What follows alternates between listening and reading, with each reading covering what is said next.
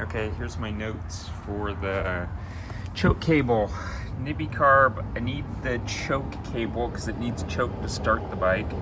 So I installed a remote choke instead of the little plunger operated with your fingers, because with the tank on, there's no way to get your hand in there to turn the choke on or off. Okay, so this is required. Comes up to the handlebar. This is, I want to use the stock setup, but cable's too long. So this is a Kayo choke cable, I think for an MR150, but this is a 125, Yamaha motor. So this needs to be shortened. It's just too long. So putting a tape measure on it, it looks like the cable is about, trying to go from the notch in the lever here to the end, looks like it needs to be about 1 1/4 inches shorter. 1 3/4 maybe.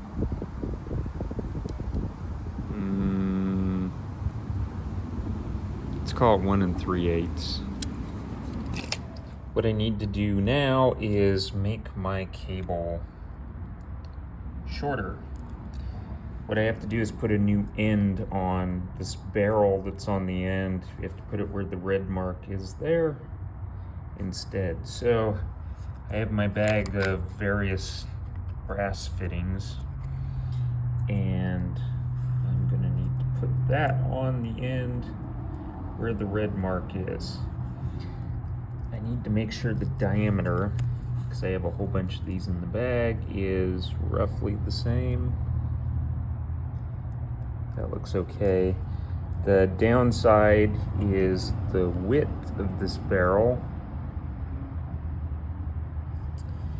is too long, so I'm gonna have to put it on the end of the cable and then file it down or whatever to make it work, but this is all I have to work with. So it's not a choice, it's a must. Okay, I'm going to figure out if the opening, drilled hole there, will fit the cable. I think I'm gonna have to drill that a little bit larger to fit it on. And I'm gonna solder it into place using the solder pot. I have put my brass fitting in the vise here because I need to drill it. I need to make the hole a little bit larger. Okay, now we're drilling.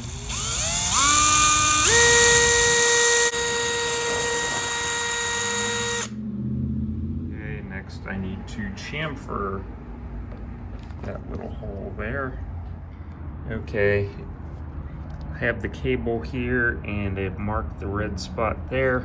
I'm gonna take the Dremel and just cut the cable off. I'm gonna cut the end off. Hopefully I got that right. It's already cut, 1 1/4. And put the other end on and flare it. Okay, I have cut the cable off and I've put the barrel on. This side here's the one I beveled on the brass from the last piece. Now I'm just gonna flare the end of the cable a little bit so that it fits into the bevel. And then it'll, by flaring it will keep the end from coming off the cable while I'm soldering it. And I hate this part. Anyway, the flared end of the cable, I had to use the pick and hold the end of the cable and kind of flare it out and untwist it, because I need the end not to come off at this point. Otherwise it would tend to fall off if I didn't flare the end. Okay, next I have the solder pot out. There's my flared wire ready to solder that.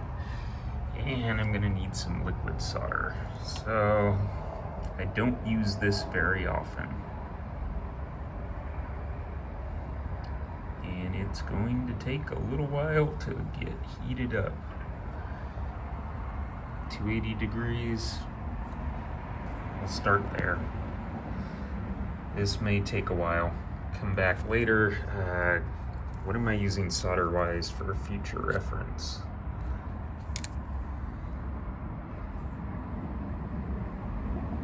Stained glass. There we go, 6337. Is that eutectic? I'm not sure. Anyway, not sure how much I need for the bowl.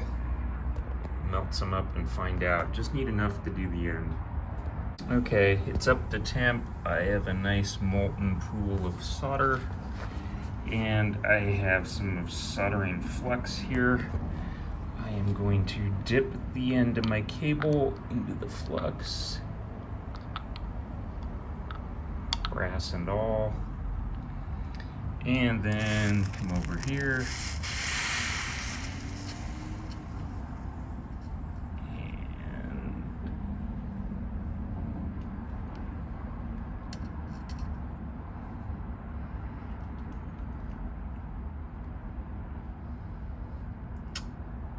and see if the solder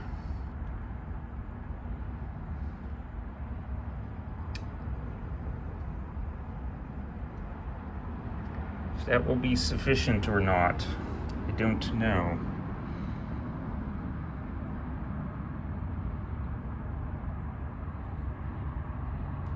Let's see, set it aside here. On the end, we can see the little burr on the end for the strands of steel. Gonna have to grind those off. Okay, there's the final result. It does not focus very well.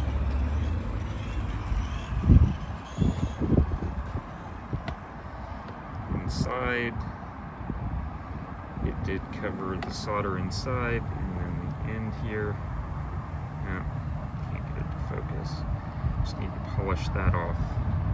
So that barrel's a little too wide. It's also not straight, but hopefully that's good enough. I need to shorten the barrel, so we're gonna have to grind it down. Bit here is I've put my cable in the vise, and I marked the barrel on the end because I have to make it narrower. It's too wide. So I'm just gonna take a Dremel and cut off the sections there, and then this center section is a little bit rough. I'm gonna grind that, make it smooth, and the cable should be done. Boy, hard to hold the camera still. Okay, I just cut the end off using a Dremel and a wheel. Now I just need to clean it up and smooth out the part, grind it off a little bit, and clean off the burrs. Okay, discovery number 2 is I don't need to cut off both sides of the barrel. You can see the red mark still there. I only cut off one side. But when it fits into the choke lever here, the narrowed side, as long as it goes up,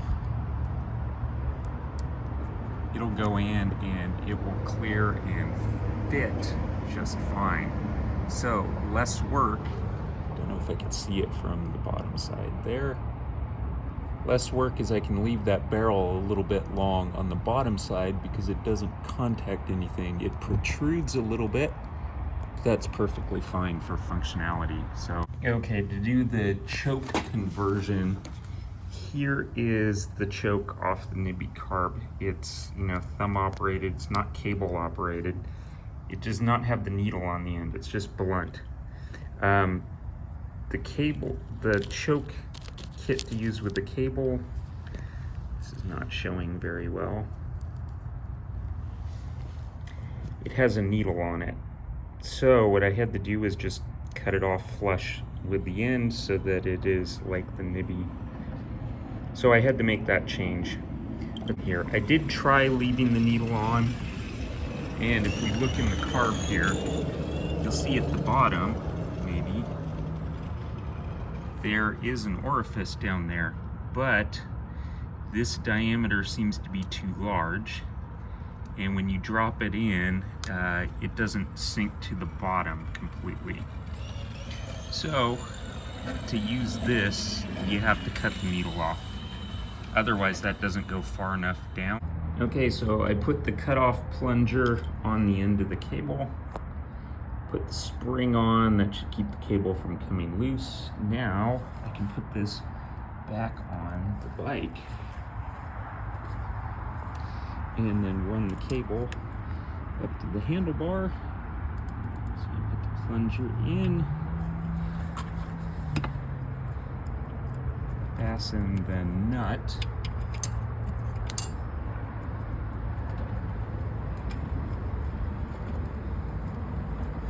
Everything stays connected.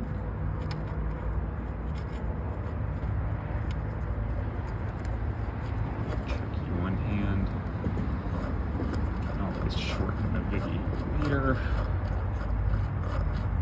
Gotta remember to come back and tighten that up. But now we'll just run it up around the front. Running the cable up around the front. Here's the cable.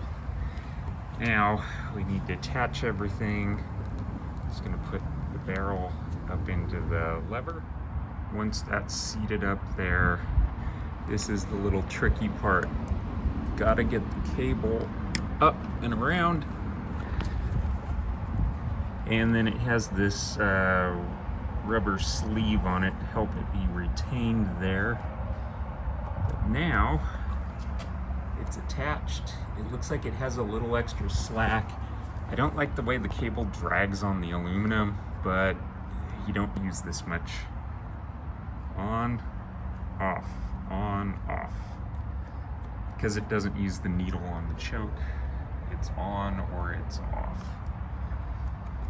Yay, we have a choke. It'll make the bike much easier to start.